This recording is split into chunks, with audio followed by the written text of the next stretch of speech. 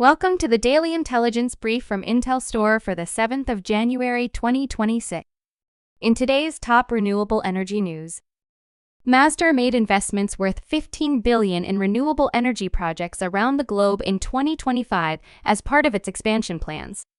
The company's main goal is to reach 100 gigawatts of renewable capacity by 2030. They are more than halfway through reaching the target at the end of last year. Masdar is jointly owned by TAQA, ADNOC, and Mubadala. They are active in more than 40 countries, with a combined capacity of 51 gigawatts. It has emerged as a major global player in the past few years in renewables, with projects spanning from the Middle East and Central Asia to Europe and the US.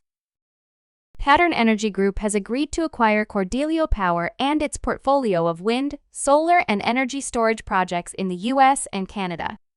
Cordelio Power is an independent power producer with a 1.55 gigawatt portfolio and is currently owned by Canada Pension Plan Investment Board. Via the deal, Pattern will take hold of the power producer's gigawatt-scale operating and in construction portfolio. That comprises 16 wind, solar, and storage projects. The change of government in Honduras following the recent elections has reshuffled the country's energy agenda and brought the liberalization of the electricity market back to the center of the debate.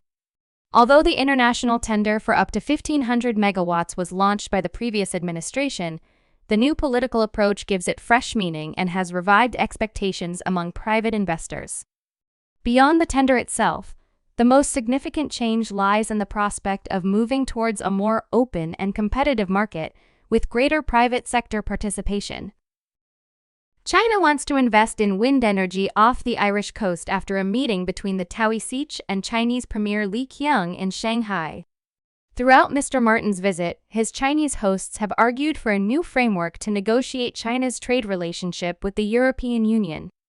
But Mr. Li did not identify any specific measures Beijing might take to address European concerns about Chinese manufacturing overcapacity. The Portuguese electricity system reached a new renewable generation record in 2025. A total production of 37 terawatt-hours was sufficient to satisfy 68% of the country's electricity consumption. Renewable production was driven by the 25% increase in photovoltaic production, which continues to grow at an accelerated rate. Hydroelectric power led the renewable contribution by covering 27% of the total electricity demand. That was followed by wind, which represented 25%.